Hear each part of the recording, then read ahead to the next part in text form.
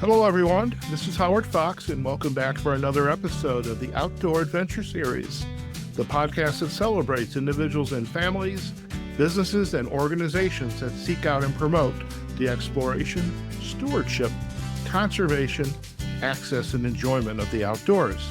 Beth Pratt is our guest today. Beth is the Executive Director for the Squim Dungeness Valley Chamber of Commerce and Visitor Information Center. And I'm going to let Beth share where she's at because I am like in love right now just thinking about it. But Beth, it's a pleasure to have you on the podcast. Welcome. Thank you for having me. We're all the way up here in the very upper left corner of your map. So we're on the north coast of Washington State.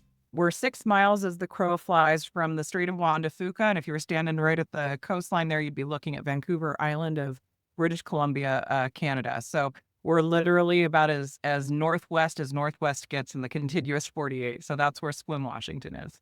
I love that. Now, how do you spell Squim? Because it took me for a loop for a minute there.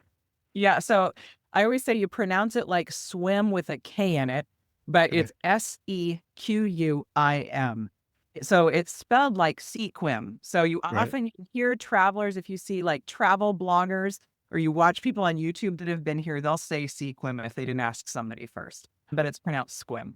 All right. So when I come to visit, maybe do a little podcasting work, and I say I'm so glad to be here visiting in Squim, you're going to know Howard. He's done his homework here. That's right. We know that you know somebody if you say it right the first time.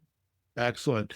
Now, where you are situated in the as far northwest as in the contiguous states as you could go, what has made this area so unique? I mean, it's just absolutely beautiful. I mean, the back of my Zoom screen has the beautiful mountain ranges, but what makes this area so special? So we are on the north coast of the Olympic Peninsula, and the mountains behind you in your beautiful photo there are the Olympic mountain range, which is part of plate tectonics. They're tilt up. Most of what you think of is around the Pacific Northwest are the volcanoes, right? You think of Mount St. Helens or Mount Rainier. Our mountains are tilt up, so they're a little different. They look a little bit more like the Alps than like the Cascades, and they are the heart of Olympic National Park. So Squim is just slightly to the east of the gateway into Olympic National Park, which of course is wrapped around by Olympic National Forest. Olympic National Park is about 1 million acres of wild land and sweeps from a mile-high mountain range to down to the coast. So it has a little bit of everything. Squim is an arid region. We are northwest of the Pacific Ocean. So if you know anything about the way the trade winds blow off the Pacific Ocean, those of us on the West Coast know full well the weather mostly blows out of the Southwest and comes this way.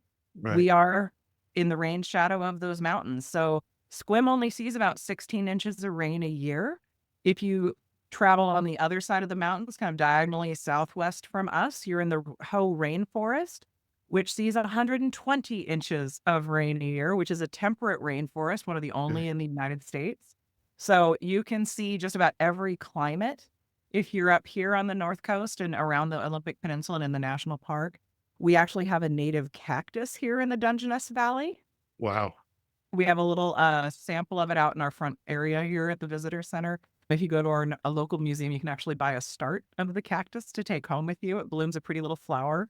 And we're famous for our longest running, west of the Mississippi, one of 2 longest running, continuously running festivals. Ours is the Irrigation Festival. We celebrate irrigating the plain that made farming possible here in the Dungeness Valley. Okay. Now, Yeah. a couple questions regarding the cactus. You don't normally hear about cactuses in the Pacific Northwest, so Oh. that's got to be a pretty significant weather change to support that kind of a plant. And by the way, if you haven't already included that in the link with all the photos, we have to have a photo of one of I'll those have to cute send little you a picture of the cactuses. cactus.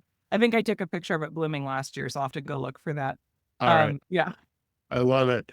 The other thing I was curious about too is in the name Squim Dungeness Valley, Dungeness. When I hear Dungeness, I think of my that makes my heart palpitate is I love crab. Yeah. Is this the Dungeness crab that we're talking about here? Sure is. Oh Sure is. I God. actually got a chance to go to New England for the first time in 2022 and enjoyed a lobster feed at the home of a lobsterman. It was outrageously good, but I am still a fan of that Dungeness crab. And yes, the Dungeness Spit and the new Dungeness Lighthouse, they're situated right here at the mouth of the Dungeness River. We are home to Dungeness crab right here in the Strait of Juan de Fuca. And in open season, you can literally go catch them right off the city pier in Port Angeles, which is our neighboring city to the west. But yes, we are home to the Dungeness Crab Festival in Port Angeles, and they have celebrations, of course, across the coast. But yeah, you're Okay. absolutely right. You want a Dungeness crab come in season, we're the place to come. All right. Well, I like to share with folks when I travel. I'm an opportunist, so I love podcasting. When there's a festival, I'm thinking there's an opportunity. So Yep. I'm curious with your role as an executive director, and I know chambers come in all shapes and sizes and regions. What's it like being responsible for a chamber up in this area? And really, where there's a lot of a small community, it's not like there's this huge big city that you have farther east. What's it like working as an executive for a smaller chamber? I think that, like so many rural communities, when people ask you where you're from, you just answer with the closest city because it's easy. Mhm. But as a crow flies, I mean, we're only, what, 50 miles from Seattle, but it ain't that easy to get there. If you look at a map of the northwest corner of Washington state, it almost looks like somebody took it and hit it with a hammer and then it filled in with water. There are a lot of waterways and bays and islands, and getting around requires bridges and ferries. It just does. So to get from here to, say, SeaTac Airport, it's a couple hours. It's Okay. not just a hop, skip, and a jump. It looks like it is, right? Okay. But it's not. So we're very isolated, and there's only one highway. Mhm. Once you get to the right side of the water to get to where we are, there's one highway in, and Okay. that's US 101, right? Which sounds familiar if you've ever heard of Pacific Coast Highway, Oh 101 yeah. through Oregon, 101 through Washington. It is the coastal highway. It's a scenic highway that everybody's heard of if you're on the West Coast. Mhm. But in a nasty weather storm, trees are down, you might not be able to get to one side or the other of that nasty weather storm, right? So when you're out here, you're here on purpose. Mhm. I always say that if you live here, you're here on purpose. And so we're kind of isolated. And we are a series of small to mid-sized cities along Highway 101 across the north coast of the peninsula. Just to give you some perspective, the entire north piece of this peninsula is a home to about 75, 80,000 people. And in the cities, we're one of the smaller cities of about 8,000 people. I'm not sure exactly what the demographic count is right now. I didn't look at the census before I jumped on the call, but we're about 8,000 people here, about 25,000 in Port Angeles, which is the county seat for us. And that's an international port. They have a Mhm. deep water harbor and an international airport in Port Angeles. It's not a commercial airport, but it's an international port. So being an executive director out here means, I think, for a chamber of commerce, it's sort of the roots of a chamber of commerce, right? It's small business support. It's small business advocacy. It's small business connection and community connection between the organizations, the nonprofits, which include things like the churches, Habitat for Humanity, which is a national organization with a chapter here, but also local, right? Those smaller nonprofits like our music organizations. We have a community orchestra, a community band. So for me, I take my role very seriously because the role of the Chamber of Commerce is like the hub in the middle of the spoked tire Mhm. or the spoked wheel, pardon me, not tire, but wheel, where my role is to know where those connection points are so that I can facilitate those meeting points, those partnership opportunities to create that opportunity for community connection. I always say that my logo includes the three most important words in my mission statement. My mission statement's a lot of words. I'm not going to memorize that and walk around with it, but there's three really important words. Okay. I I inform, I support, and I advocate. And those are three really big words, right? So it's really easy to just think of those as those are the pillars of the work that we do as a chamber of commerce. And the key is a healthy economy for a healthy community. And if you have a community that works together and an economy that supports that, you're doing it right.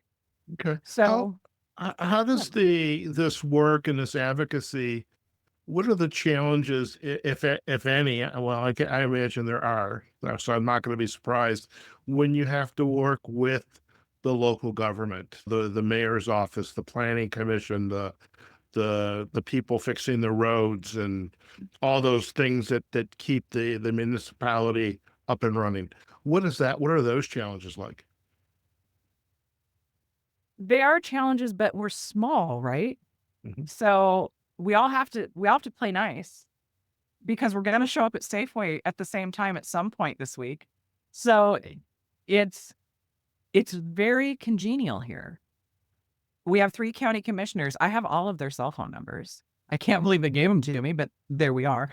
But my city manager and I get together behind a closed door just to talk, Hmm. quarterly at least.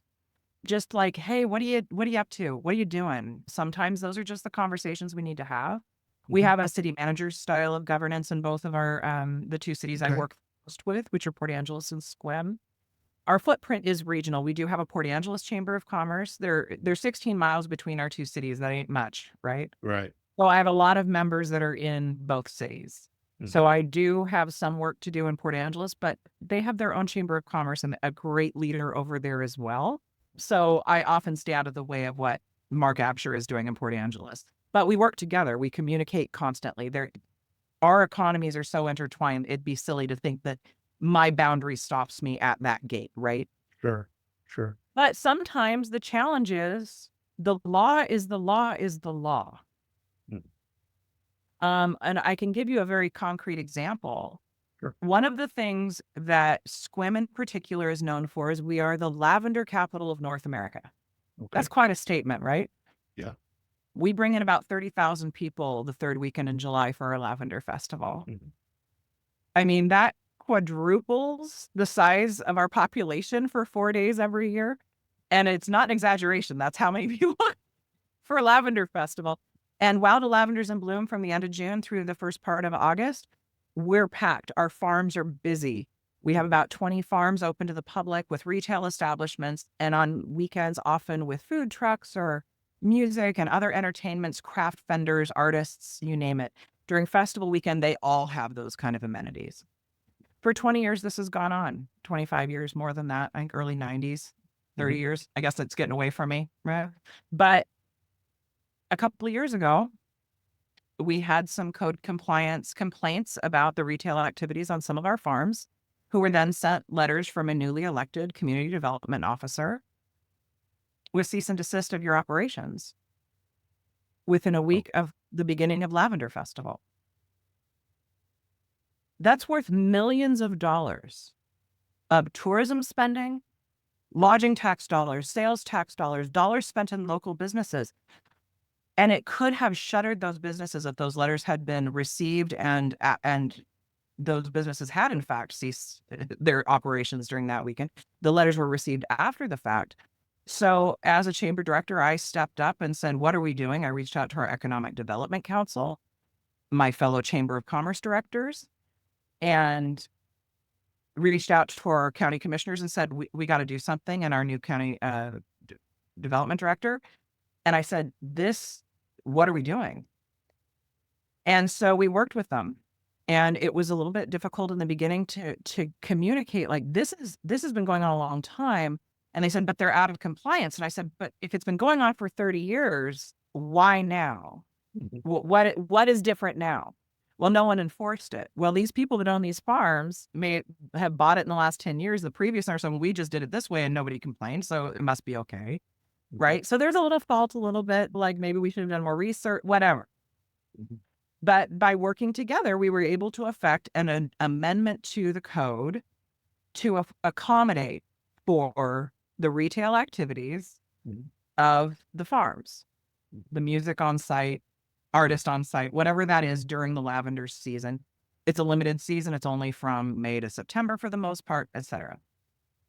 The thing that we cannot affect a change on, however, are buildings that are not meeting the building code for Right. public use. Those laws are not passed locally. Those are building code issues that are passed at the state level. Mhm. And the cost of permitting is set at a different kind of regulatory environment that could not be addressed. So if you just said, hey, come on into this building that I built on pure blocks, that's not sufficient for public safety, ingress, egress, fire safety, bathroom accessibility, all of those things. So we were able to affect change here, but not here. Right. And so we actually saw a couple of farms close Oh, really? because the cost of upgrades to the facility was beyond the profitability of the farm as it sat. That's And sad, because but I can see it. But yeah, so those are the challenges that we face in this kind of a role and in a rural area where agritourism is it's hot right now.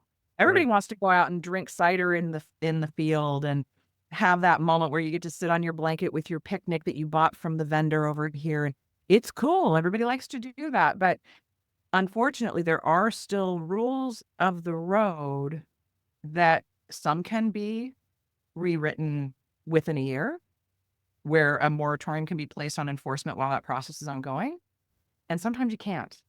Right. And it was very disheartening to find that not only could we not do anything about it, there wasn't a mechanism to find funding to solve it either. Mhm. To find that $100,000 to put in that ADA bathroom in a barn or whatever. So there are limits, and those are the kind of frustrations that I wish I could solve it all. But at least we made sure that the departments are aware that we are here to advocate for the healthy economy. We're here to advocate for business owners. And I don't care if they invested $1,000 or $100,000 or $1 million. It's a business. It's not a hobby. It's a business. These people are Right. making a go of an economic investment. Even if it's only a part of their household income, it's still income. And we need to treat it with that respect. And that was frustrating to me to hear some language used around, well, it's a hobby. No, it's not a hobby. Right. These people are making a go of a business, regardless of the level of investment. Right. And we were able to really affect that mindset. But there's not much I can do about a statewide building code without a serious push that would be a statewide push to make that change. And in Washington State, we just saw some really onerous changes to the energy code that Right. could increase construction costs significantly. So that's a whole nother fight to fight. It's a little over my head. It's going to take a bigger team than what we've got here in Clallam County. Sure. And it also underscores the importance of businesses or whomever comes into this area, sees this beautiful piece of land. Let's build a farm. Let's invite people and have people stay. It behooves them to, number one, don't go straight to the planning commission, say, this is what we want to do. Can we do it? And depending on what answer you might get, but come and talk to the Chamber of Commerce and introduce yourself, have a conversation with you and the folks that support you and or the other chambers, have that conversation. This is what we'd like to do. Has it been done before? How do we go about doing it? Because you are, like you said, you're the center of the hub, that would be the word, of the wheel. And at least you can help people facilitate the right conversations with the right people as opposed to coming in without their eyes wide open. And Absolutely. Yeah. yeah, I mean, and even if I don't know, I know who to aim at. yeah. And somebody tried that before and it really didn't fly. And I'm certainly not an expert in the codes, but at least I can help get somebody, a person who And is. Yeah. how is are the chambers yours and your partners? How are you facilitating the outdoor experience? And I know it's going through change right now. I mean, we are like right in the middle of across the country, but you're in a very special place with some very, very special ecosystems. And now there's these changes coming down. How are you helping to either communicate or facilitate awareness of what is available from the outdoor space? We are the Outdoor Adventure Series podcast, so I figure we have to talk a little bit about the outdoors. Absolutely. Oh, I actually had a couple in here this morning in our visitor center who are RVing full time. And they are here just for a week at the national park. And we were walking through different maps and handing out some. I said, "Oh, I see you have kayaks. Here's some great places to take your kayaks." We have county park, state park, national forest, state forest, and logging state forest log yard space that are open for recreation out here. So at the visitor center level, I have maps like crazy here with regulations about which pass do you need for which kind of land. We don't sell passes here, but we can route you to who does. For fish and wildlife, we can get you to the right regulatory agency for, is it clam season? Is it crab season? Is it steelhead? When is the halibut opener? Which sections are open? We have all of that information here in house to help with that. The national park, different sections open at different times depending on the road conditions. Some of the roads are paved, some of them are not. Deer Park does not open until June because the road is gravel. It's only a lane and a half, and it's nasty when it's not been re-rocked because it's all gravel. It's my favorite part of the park because no RVs are supposed to go up there because the road's nasty. So you don't get nearly as many folks up there. Hurricane Ridge is one of the most famous sections, but the lodge burned down a couple of years ago, and right now the funding's in limbo. Unfortunately, it was earmarked a year ago. Now we're not sure where we are with that because it's national park, so it's national funding. But the Hoh Rainforest Road, this is one heck of a wonderful story. It washed out we had a bit of a bomb cyclone hit us in November. We had some massive road washouts up here, and it took out the entire road to the Hoh Rainforest Visitor Center. And the river changed course. They do that. It's a glacial fed river. We had not hit snowpack levels yet. It was just rain, and it just took the road out, both lanes. Oh, wow. And it's the section of the road owned by the county just to our south. It was outside the park gates. And we did not have FEMA money yet. We, in fact, just got denied FEMA money for the disaster declaration from our governor, who's reapplying. But our governor said, if you can get local buy-in to the tune of X dollars, the state can unlock some lottery money. And within a weekend, we'd raised $26,000 locally from local investors, businesses, individuals, donations from $100 to $1,000 over a weekend. Wow. The funds were unlocked. The road is ready for asphalt as of today. And that road will open in May as That's a success story. As it usually does. So thankfully, I mean, and that is a massive economic impact. And so all the chambers jumped in to share the information out, the economic development councils, both for Jefferson and Clallam County. That's teamwork at work. That's why we all stay interconnected. So the outdoor pursuits here are many. There are hunters and fisher folk. There are hikers and outdoors folk. There are folks like me that don't want to backpack in and stay the night, but I want to take a hike for the day. And so here at the visitor center, we're the first visitor center you get to as you approach the national park. But the national park has its own visitor center, so we can route folks there for more detailed information, especially for backcountry. I don't have the full information on backcountry permitting and bear canisters and all of that. But, you know, we've got the full map. We've got information, especially for the county parks, which are just beautiful. There's some amazing kayaking and tide pooling to be had along the North Coast. And then the national park stretches to the Pacific Ocean. So there are several sections along the coast that are national park as well. The park's kind of a funny shape out here. There's a big blob over the mountains and then some funny little offshoots along the coast. Okay. What's your favorite activity from the outdoor space? I mean, you mentioned hiking for a day hike, which I appreciate that. What's when you have the time and the energy, I'm doing this, what would you be doing? My heart is with the Olympic Discovery Trail out here. It is part of the Rails to Trails system across the United States. They're working on finishing sections from Seattle to the Pacific Ocean, but you can ride from about 15 miles, 10 miles, 15 miles to the east of my office to about 5 miles to the west of Port Angeles without riding on the road. You can also ride the entire north coast of Lake Crescent on an asphalt paved trail. And again, these are railroad grades, so there are some sections with some significant hills, but not a lot. And it is beautiful. Sometimes you're near the park, sometimes you're riding along the coast, but you can do several sections and still have not seen all of it if you're kind of looping back to your car. So you ride out 10 or 15 miles and ride back to your car, and then you can move your car, and the next day you do another in 2014, I lost 100 pounds over the course of about a year just using the Olympic Discovery Trail. So I'm a huge fan of the Olympic Discovery Trail. It's a joint project. Of course, the land isn't all owned by the Trails Coalition. Some of it's tribal land, some of it's private land, some of it's county land, some of it's city land. But it's an amazing joint project, and an amazing amenity. It's walkable. Some of it's horse friendly.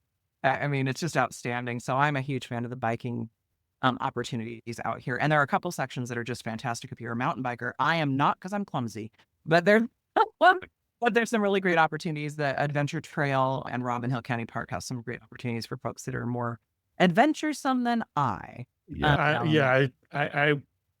I appreciate that, and I also appreciate you mentioning the rails to trails in the Great American Trail, because our current president of the Outdoor Writers Association of America, her term is ending in August when we have our national conference. Her name is Amy Capp, but she's the editorial director for the Rails to Trails. So they're very active in our space for outdoor writers and journalists. So I love when I hear the Great American Rail Trail. So We're working and on I the would love to section. get out there and get on it. So Yeah, come imagine on if out, man. there There's you and go. a bunch of places to rent bikes out here. That was I was going to ask that. What I'm near and dear to my heart, I worked in senior care for Yeah. 15 years. Because of our wonderful sunshiny and dry weather in Squim, we're also destination retirement, Mhm. as is Port Townsend to our east. And there is a program here in Squim called the Squim Wheelers, Mm. and they use an adaptive bicycle program for folks that can no longer bicycle. And Oh, so they currently have bicycles that you have to transfer to. They are currently fundraising to purchase two that you don't have to transfer out of your wheelchair. oh, very And having nice. worked in memory care, I did ride-alongs with them with my own residents. And so I had a couple of gentlemen that they were verbal, but they didn't speak a lot. Their disease progression was to that degree. Mhm. They were smiling ear to ear when we had them out on that trail. It was just outstanding. And I'd race ahead of them so I could get video of them coming back and for their families just to share it with them. One of them had daughters that lived across the country, so it was always fun to get to shoot him videos of dad Very good. out on his wheels. But the trail has been an amazing amenity across the peninsula, and they're working now to get those sections designed from Seattle. Once you come across the ferry from Seattle to Bainbridge Island, they're working on sections from Bainbridge all the way to the Pacific Ocean at La Push, which, if you're a Twilight fan, La Push is where the werewolves are from. So you could literally ride your bike safely off road from Seattle to the ocean. And All I right. can't see the end of that project. Fantastic. Wow. Speaking of the activities, and we haven't mentioned my magic word, which is food, which is I sit too much, I eat We too did much. talk about crab. We did talk about crab, yes, we did. But I would love if you could perhaps take us on a little tour of the website and just kind of show us some of the key opportunities there, if you wouldn't mind. Are you And going to drive? I am going to drive the miracle of modern technology. I'm I going to love it. share my screen. Let me just get everything queued up here. By the way, the colors remind me in New Orleans for Mardi Gras. You've got those colors. I love those colors. So just that jumped out at me. All right, so we should be seeing your website. There it is. Hey, I know that site. Look We at actually that. just had a refresh from our host company. Yeah. Okay. So take us on a drive.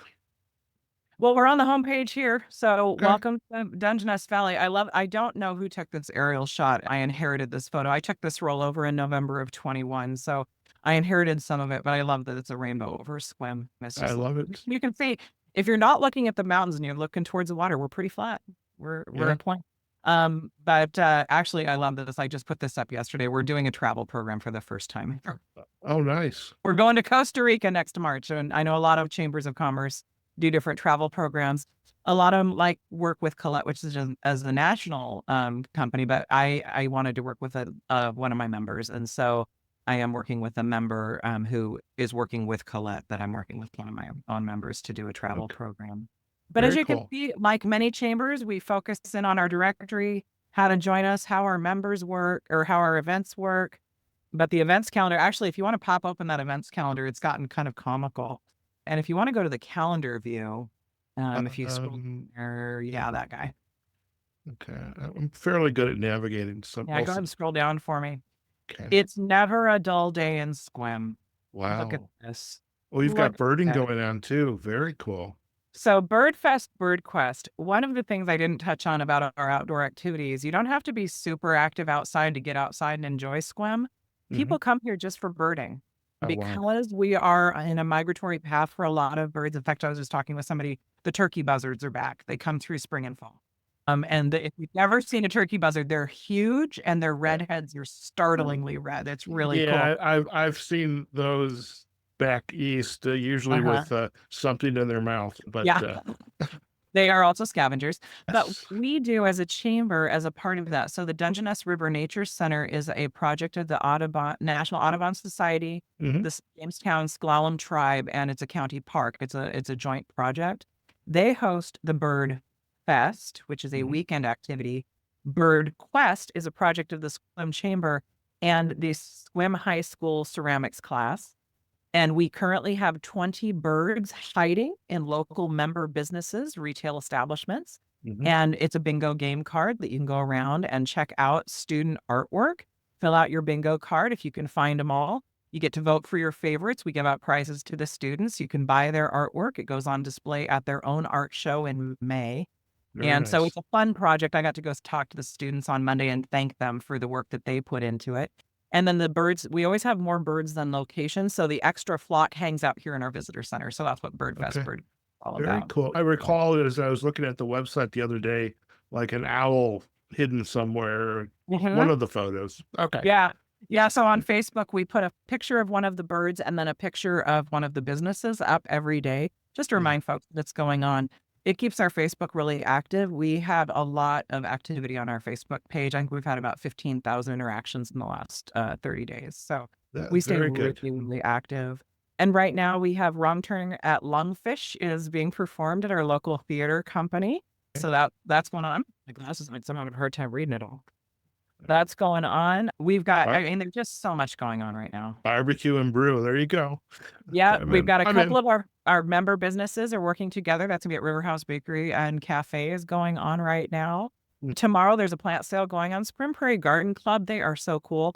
They operate at one of our city parks, which is Pioneer Park. It's a location of a historic pioneer cemetery, and it is a beautiful park. And the Spring Prairie Garden Club they do a great job of managing the blooming and flowering trees and plants. It's also an arboretum, but they do a beautiful plant sale as part of their fundraisers for the year. And you Very can see nice. OPAS backyard birding again, how to learn about birds. It's Mhm. all about birds. I Uh, love it. I love it. Yeah, yeah. I love when I go away is take my camera and just see what birds I can capture with the camera or capture the audio with Merlin, the Yeah. app. I love that. I All love right, very good. Yeah, so Uh, that's kind of what we got going on there. And here, let's go to about us here. Go to the board of directors. I'd love to show you a little bit about our board of directors. let's We're a do that. small chamber. I am the full-time staff. I have two part-time staff, and we have a board of directors that's 13 folks deep. And as you Hmm. can see, it's from a wide range of different economic sectors. Hmm. When we talk about diversity on our board, that's one of the biggest conversations we have during our nomination season for our board. Hmm. So my current board president, Colleen Robinson, is a well-known person in our community who is the CEO and president for our Habitat for Humanity chapter. She's Okay. also very active with our Rotarians. I was Hmm. actually at a Rotary meeting this morning presenting them with a Member of the Month award. And our president-elect, Mitch Kuntz, he's with our Economic Development Council, a great partner to us, that organization. Sure. And Costco Wholesale. Costco is a great partner for us. They're a wonderful business to have in your community. If you've got a Costco in your community, they're working with your Chamber of Commerce. And if they're I not, I'd love be it. shocked. They are really community-minded business. I Liggins love it. Landscaping is a local homegrown Squim business, and Darren is building his own 501c3 charitable group for children right now. Okay. And then Aaron Kennedy, we actually have 3 local newspapers on the North Coast, and we have 3 local radio stations that are commercial and 1 that's a nonprofit, which is rare in a small community like ours. We are not a media desert. Hmm. And then you can see our health system is represented. The Olympic Game Farm, Robert Hmm. Beebe, his family is a pioneer family here in Squim. The Olympic Game Farm is one of those tourist destinations that if you've ever been to this area, you've probably driven through the game farm. You can drive through and feed the elk the bread that you buy there or the yak. They have bears. They have retired performance animals and used to be a retirement destination for animals from Disney. Oh, So wow. if you drive through, you might spot the tower from The Amazing Journey or with The Incredible Journey. Remember that movie with the two dogs and the cat? Okay. The I know. it was filmed right here in Squim. Wow. Okay. And the sound effects for the Wookiee in the original Star Wars film, A New Hope, were recorded right here at the Olympic Game Farm. So a little Oh, fun well, trivia for your day. there you So go. There you go. yeah, And I uh, see the lavender is cidery and represented. lavender. And they Very also nice. have, they're growing heritage grains. They're making cider. Our Squim Gazette is represented. The free Hmm. clinic serving folks that don't have insurance right here. United Way is represented. Tedesco's, an Italian restaurant right here in town. So as you can see, from small, locally grown to larger organizations. And then, of course, we always like to honor folks that are from before, the folks that have served and spent their time supporting and helping us grow this organization. And Like, I have noticed because my business partner and I, we do work with the local Boulder City Chamber of Commerce. And one thing I have noticed is everybody in the local community, the businesses, even the folks running the government, local government, there's a lot of passion for the work that the chambers are doing. And I think it's unfortunate, but I think sometimes folks don't really truly realize what the Chamber of Commerce is there for and why you should get to know them. Whether you're a family moving in, a new business, or it's those relationships in the outdoor space. yeah, if you go back up to About Us and go down to our community partner or community alliance, pardon me, Okay. we like to show that off. Yeah. These are our governments that we work with, our organizations that we work with. They're not necessarily members and they're not board members, but these Hmm. folks all are invited to the table at our board meetings. We start with Hmm. an hour of updates, 3 minutes. What's going on in your world? Hmm. Sometimes these folks get elected to our board, representatives from these organizations, but we like to have someone from each of these organizations in the room if possible. And if not, we ask them to send a short written just to read to the group so we all know what's going on in everybody's world. These groups all serve different roles in our community, but we're all interconnected in important ways. And each of them Mm. are hop back to those organizations. And that irrigation festival, I mean, that group, that's an important festival for us. That is a festival for 130 years right here. And they put on a 2-week festival, but they have events throughout the course of the spring and summer, and they're growing it out now. Isn't that a beautiful logo this I year? love that logo. Like, Yeah. wow. And Okay. it's an irrigation festival celebrating irrigation. It sounds like what? But it's so vital to, I mean, the history of Squim is written in farming Hmm. in a lot of ways. There's a tribal history and there's a history of the folks that came in to build out the farming community. The farmers market launches on May 2nd. I'm excited, or 2nd, 3rd. That's like if I when I go to a town, I want to know when the farmers market Yeah. is, and I want to know where can I get a good cup of coffee. Those are Yeah. my two criteria. The coffee's good. And we Yeah. have a couple of coffee roasters right here in town.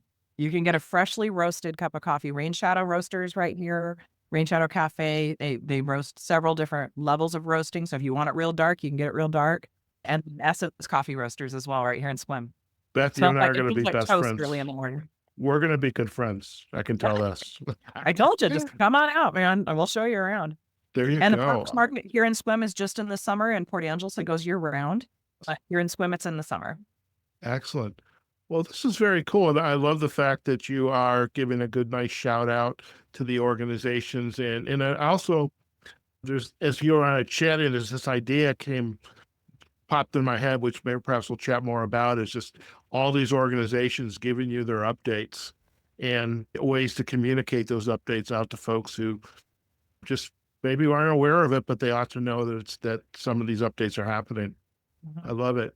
All right. Any other place you'd Here, like to visit? I'll show you one of my favorites. It's if you go to events and programs and go Okay. down to Citizen of the Year. Okay. This is just fun. We Wow. have an amazing heritage of people giving of themselves. and giving back to their community. And in 1968, our mayor at the time, his name was Peter Black, was the first honoree by the Squim Dungeness Valley Chamber of Commerce. And Hmm. with, I think, 1 year of an exception, we've honored somebody every year. And so that was the first program I got to stand up as an in-person event after I started this role. So in March of 2022 was our first in-person chamber event since the pandemic had started. Hmm. And so but in 2020, my predecessor and the board at that time, I think it was really neat, which is that row of photos right there. They honored all the essential workers rather than singling anybody out. I thought that Hmm. was really cool that they did that. But I love that we have this whole, I guess it was 73 no awards were given. And then in 2007, a humanitarian award was added to the list, which Hmm. is for people who had given $500,000 or more in Okay. that course of that year. And it's all the way at the bottom, but Okay. names for Bill and Esther Littlejohn. And I didn't realize it until just this year that 2007 was the year I actually went to work for Bill and Esther Littlejohn. I worked for them for 10 years, which was kind of neat. They had won that award, and they're very unassuming, very quiet, humble people, and Hmm. don't love to have the limelight shown right on them. And so I asked Esther to come and help me present the award we had won this year in 2024 for George Brown. And so Nice. I asked her to come and she said, "I don't like to be in in the limelight." I said, "I know, but I'm asking if you will." And she said, "Yes." Oh, Uh, very nice. but the award is always for the year before. So Ron Stecker and George Brown were awarded this year. We always have 3 finalists. But it's just a neat look back for me. And the award is voted on only by people who've won it in the past. Mm, So the chamber facilitates it, but I don't have a vote. I don't live in the right. city limits, so I don't get to be I'll never win this award. I don't live in the right footprint of geography, but I love that the chamber has carried this tradition on now for going on, what, 60 it'll be 60 years in a couple of years here. That's So very cool. I think it's a neat program, and it's one award. We don't have a big gala dinner. We don't do that as a Hmm. chamber. There's enough other organizations that have big gala dinners that are Right. fundraisers for them. We've talked about it since I've taken this role, but Hmm. I like that we have a luncheon event where we honor 1, maybe 2 people, Hmm. like a couple of finalists, and I just think it makes it special. There's something It really does. special we do. I love it. One question I'm curious about, and you touched on it, and I know with a word or two. How is the involvement with the Native American community, the indigenous community? How does their presence and everything that they have to give and offer, think, finding its way into the fabric of everything that's going on in the Squim Dungeness Valley? The Jamestown S'Klallam tribe this is their ancestral home here in the Hmm. Dungeness Valley. They own many businesses here in the Dungeness Valley, many of which are members of our Chamber of Commerce.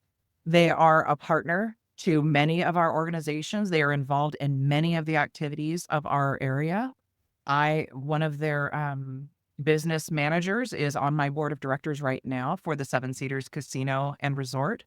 They own the Cedars at Dungeness Golf Club Hmm. or golf course, and Double Eagle Restaurant there at the golf course, in addition to a number of other businesses. Okay.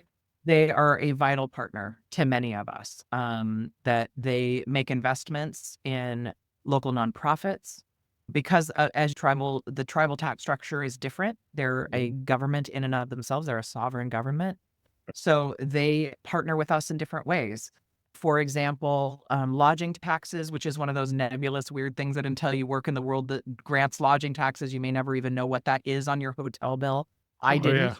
Found it irritating until I understood it. Now I sit on 2 committees that grant those funds. Hmm. Um, that because they collect the monies differently and they grant them out differently, but they still participate in a very similar way.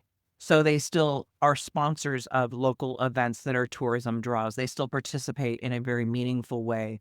They're a key sponsor of the Dungeness Crab Festival, for example. They still participate heavily with our Sunshine Festival here in Squim. So they're a vital partner and Oh, a very important community member for all of us. very good. No, I Yeah. appreciate you sharing that. I'm gonna Yeah. head back to just us. Just us. And Yeah. We have 5 tribal nations on the peninsula, I believe. I think that's right. I don't want to misspeak. I believe there's 5. I love that. Well, we'll provide as many backlinks as we can to give them a good shout out. Before we head out today, and again, I really appreciate the time that you have Since we're not reading. gifted us. Yeah, you can take the glasses Yeah. off. Unfortunately, I can't take mine off. But what in a in an elevator pit in an elevator speech, what would be type length? What would be your aha moment since you've taken on this role? Because you're a career changer, Mhm. you found yourself in this role. What's been your aha moment? So I started in November here of 21. Hmm. And one of my board members, within about a month of my starting, came in and said, I want to talk. Okay, sure. And he owned an Airbnb investment and said, I'm getting cease and desist. City's finding me. And I said, okay, well, let's dig into this. What are the codes? What are the rules? And I said, okay, well, let me make a couple phone calls, talk to the community development. And it was within city limits. So this was a city issue. And got some information. Felt like really the direction the city was going could go a different direction. Not that that was wrong. I don't want to use that word. I don't know that that's the right word, but that it didn't have to go the direction that the city was going, that the city had choices. Hmm. And I went back to my board and I said, I think we need to write a letter to city council and request that they stop enforcement of these rules. They need a review. The rules are too old. There have been court cases decided around transient use properties, Airbnb type use, that I think the rules need to be reviewed before the enforcement continues. Hmm. The board agreed with me and we wrote a letter. The change was immediate. And in that moment, I realized that our stick is bigger than I thought it was, that we could impact the regulatory environment, at least at the city level, pretty quickly. And our reputation was such that that was possible. And so that it was several ahas. First of all, we can do stuff and we can do it real fast. That comes with massive responsibility. And the stewardship of that responsibility was mine. And so the aha was, we can do stuff. And oh, I need to be careful. You need to be careful how you wield Yes. that stick. The choices need to be measured. Hmm. And my role is significant. And I needed to be careful about how I portray myself, how I portray the role, and what battles I choose to fight and how I choose to fight them. And that all of those fights are not just me, but it's me and my board of directors. That I am not a monolith. The chamber is not a monolith. We're a team. And everything needs to be approached that way. That was the moment. That was Okay. I totally appreciate and with what you have just shared, because I see that in some of the chambers, smaller chambers that we work with, and because there is that responsibility, and this is how you develop your influence and your reputation and quiet leadership in some ways. You have to Yes. be respectable to be respected. Yep, very Okay. much. I mean, and that sounds a little old fashioned, but it's true. We are a nonpartisan, mostly apolitical organization. Right. Some chambers take positions where they back candidates or back ballot issues. We very seldom do. Yeah. If I put my logo on something, I think it implies that every logo underneath me in that membership directory feels the same way. That's almost never the case. Yeah. We're a diverse community, and we were one of the last bellwether states going into the last presidential election that had predicted every presidential win since 1974 or something like that, right? We were on the national news, Clallam County, one of the last bellwether states to predict a presidential. We didn't this time. Right. We lost our status. But that tells you how purple we are, right? Just in Right. general. Like that, it's a good way of describing that there is no issue where everybody agrees out here. There just isn't. So we need to be mindful of that. that And if that you gets take a back to position, your comment about how you wield your influence, and it's about dialogue and conversation and finding, it's not a win-lose, but it's finding consensus and collaboration. What insight would you like to leave with our listeners? Could be a quote, a book, maybe. I know you like listening to podcasts. Now you'll I be listening to the Outdoor Adventure Series podcast, right, Beth? I Okay. will. I will. I've got you marked in Spotify, man. There you Yeah, go. no, I've got you bookmarked. For entertainment purposes, I'm a pop culture nut. I just, I'm re-binging Severed because I blasted through it so fast the first time I'm rewatching it. But I'm a Bill Simmons fan, and everything on the Ringerverse is fair game for me right now. I'm just a huge fan of that. And I'm about to start the audio version of Ezra Klein's new book, Abundance, which really interests me about the regulatory environment as it stands and how it could change Right. for the better. I think Okay. that's important. So that's kind of where I am right now. But Okay. I am a bit of a pop culture nut. I do enjoy that stuff. All right. Very good. Well, we'll provide some backlinks to some of your recommendations in our show notes. And before we head out, if our listeners would like to learn more about the Squim Chamber and the community, where should we go? Hey, come and find us. We're at squimchamber.com, as you just saw on our website. You can also find visit sunnysquim.com is the Okay. tourism website for Squim. And we're on Facebook and Instagram. Come and find us. You want to find those birds? Come and look for the wonderful student artwork that went into the birds this year. They are awesome. Their names are my favorite part. The kids come up with some of the funniest names for these birds. They're I love it. hilarious. I But love it. do find us on social media. We do have a YouTube channel. I've been working on ways to try to bulk that out a little bit with some new content, but we haven't quite got there yet. I'm a little old for the TikTok stuff because I haven't figured it out yet, but we're getting there. But no, do find us. We're online. Our Facebook presence is probably our best because our demographic here in Squim is still using it. So, Very but do good. find us at squimchamber.com is the best way to get to us. Fantastic. Well, we will provide all those backlinks. Beth, it's been an absolute pleasure to have you on the podcast, getting to know you, and great stories, and such a beautiful area. I think you are in definitely an area, paradise. That's the word I use. It's another beautiful day in paradise. Well, It you is. truly The are. sun is So, shining at 65 degrees. I can't believe I'm sitting here inside. Like, what and am I I doing? and I and I What is wrong seem to with me? remember. Yeah, and I seem to remember last time we chatted that you talked about this blue hole. Mhm. That okay. So for our listeners, what is this blue hole? So, in the afternoon, usually between 2 and 3 after in the afternoon, I know it sounds really weird, but even on an overcast day, the clouds will tear over the top of the mountains and you will get a blue peak of sky, unless Okay. it's really stormy. I mean, if it's really Right. stormy, bets are off. Okay. It's called the blue hole, and test pilots from Boeing and other pilots, we're very pilot heavy out here. A lot of people own planes out here. A lot of Boeing retirees live out here. They look for the blue hole in bad weather. They know that they're over Squim if they see the blue hole. And it's I a love thing. it. And people don't believe me, but it's a thing. The blue hole over Squim. And if you come here and you don't get any sunshine, come to the visitor center. We will give you a coupon for a day of sunshine in Squim. I love it, and I think everybody should know about this now. All right, Uh, and they Come and see will. the blue hole. There you go. Beth, thank you so much again, and really appreciate the time you've given us today. Thank you so much. It has been such a pleasure to visit with you today. Thank you. All right, stay in the line. We're going to do a quick close, and you and I can have a final chat. Okay. Thank you.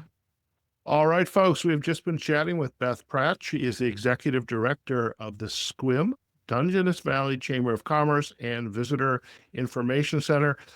You're going to have to check out these links, the website, the social sites, find it on the map, because this is a place, if you want to get away from it all, a little difficult to get to, as Beth was sharing, but when you get here, it is true paradise. Great scenery, outdoors, activities, businesses, good food.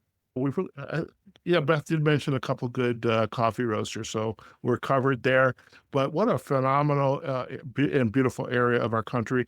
And we do hope you enjoyed this episode and what you've learned, not only about the area, but the role that a Chamber of Commerce plays in helping folks come in who perhaps want to move here, start a business, or help the businesses navigate through the intricacies of running a business.